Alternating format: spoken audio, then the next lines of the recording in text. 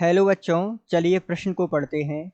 Electrode अभिक्रिया Zn से प्राप्त हो रहा है Zn प्लस 2 प्लस 2 इलेक्ट्रॉन तथा Ag प्लस प्लस इलेक्ट्रॉन के ई नोट क्रमशः 0.76 वोल्ट और माइनस 0.77 वोल्ट अर्थात 0.77 वोल्ट हैं माइनस में, जिसकी अभिक्रिया Zn प्लस 2Ag प्लस से होती है और हमें उत्पाद के रूप में प्राप्त हो रहा है Zn प्लस प्लस 2Ag।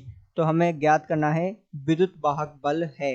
तो आइए जो है विकल्प देखते हैं। विकल्प ए है प्लस 1.53 वोल्ट, विकल्प बी है माइनस 1.53 वोल्ट, विकल्प सी है प्लस 0.01 वोल्ट और विकल्प डी है माइनस 0.01 वोल्ट।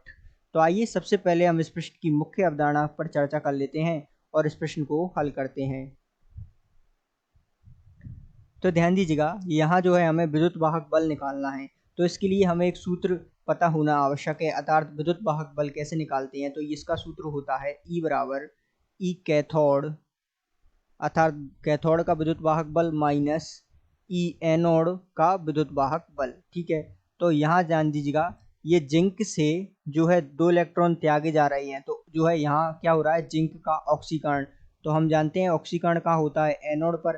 तो ये भी क्रिया है एनोड की। तो यहाँ ध्यान दीजिए, Ag जो है इलेक्ट्रॉन ग्रहण कर रहा है, अर्थात Ag प्लस जो है इलेक्ट्रॉन ग्रहण कर किस में बदल रहा है, Ag में। तो ये यहाँ Ag का अपचयन हो रहा है इस अभिक्रिया में, ध्यान दीजिएगा। तो इस प्रकार हम कह सकते हैं कि एनोड का विभव अर्थात Ag का विभव होगा। तो यहाँ हम मान रखेंगे E बराबर ई कैथोड का विभव क्या दिया हुआ है, Ag का विभव माइनस 0.77 वोल्ट और यहाँ जो है ई कैथोड कौन हो गया, तो जिंक का विभव कितना दिया हुआ है 0.76। तो ये 0.76 जब हम इसे जोड़ेंगे तो हमारे पास जो है विभव का कुल मान आएगा माइनस 1.53 वोल्ट। अर्थात हम कह सकते हैं कि दिए गए प्रश्न का सही उत्तर विकल्प बी है। आशा करते हैं आपको समझ आया होगा। धन्यवाद।